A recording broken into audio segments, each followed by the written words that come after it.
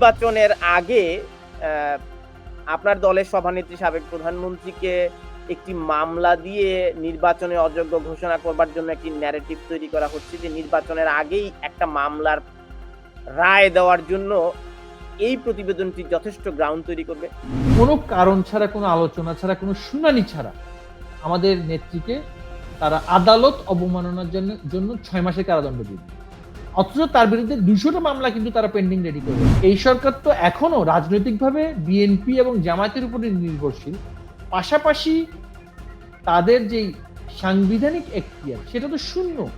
এই লিফলেটের রায় দিয়ে একটা লিফলেট গভর্নমেন্ট কতদিন টিকে সেটা তো আমরা জানি। এটা কি অভ্যুত্থান ছিল নাকি দাঙ্গা ছিল?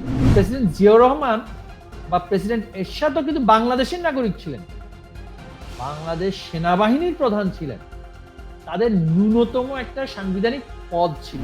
ডক্টর ইউনূসের তো একেবারেই প্যারাশুটেড, তার না আছে কোনো পদ, সে ইজ কনভিক্টেড ক্রিমিনাল।